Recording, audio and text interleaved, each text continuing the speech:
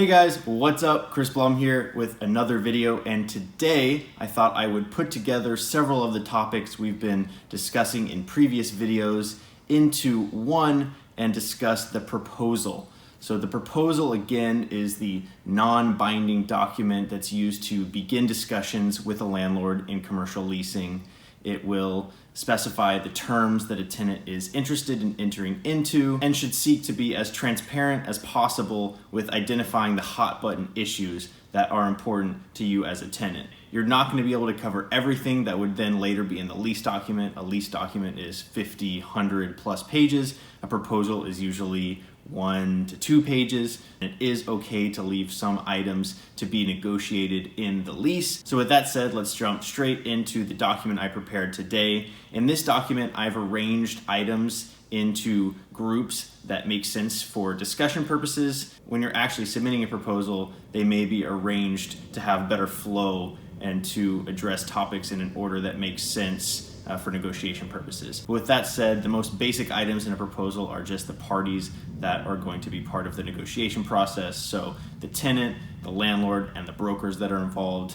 With the brokers, it's important to note whether or not it's a dual agency. So if the landlord and tenant are being represented by the same brokerage firm, that's just important for all parties to acknowledge and be okay with. So then we have the basic building information, the building or project, so the address or the project name that you're looking into leasing, the premise, if there's a suite that you're interested in, or an approximate square footage that you're seeking to lease. Building hours, so along with this, a lot of tenants are interested in HVAC hours. So typical building hours would be 8 to 6 p.m. And then if you want to use the building systems after this, such as HVAC, usually there's an extra charge associated. So this is sometimes something you'll identify in the proposal document. Also, access security. Are there key cards? Is there on-site security at the building? Parking, what's the ratio? Is there a cost associated with parking? One thing I always recommend for tenants with parking is that if it is free at the time that you're leasing the space, to put in your proposal and make sure it gets in the lease that it'll be free for the duration of your lease term and any renewals after. If the building's sold, the new owners may have a different way that they want to handle this, and it's important to protect yourself. Finally, signage, maybe building monument signage or eyebrow signage if you're a larger tenant, or if you're a smaller tenant, maybe it's just, is there a tenant directory where your name will be listed? Is there suite signage? So then we move on to the more specific deal points, the economic terms. The first one is use. What is your use? If it's unusual, you'll want to be transparent and make sure that it's allowed or zoned for the building. Generally, this will just say office administration and all legally permissible uses, or maybe if it's an industrial building, it'll say for industrial, warehouse, and storage uses, something along those lines. Again, if it is an unusual use, you may have to go through a CUP or a conditional use permit, where you essentially go to the city and ask that your use, which isn't zoned, be allowed. Then there's term. We've talked about this in previous videos, but if you're asking for free rent, this will either be inside or outside the term, so this will be addressed here. Commencement date. The one note I have for commencement date is that I always recommend tenants put the later of a certain date, that's the target date, and then the completion of tenant improvements. You don't want to be caught in a situation where the landlord is supposed to be completing tenant improvements for you and they're not done, and that date arrives and they want you to start paying rent. So you want to be protected and say the later of the completion of the tenant improvements.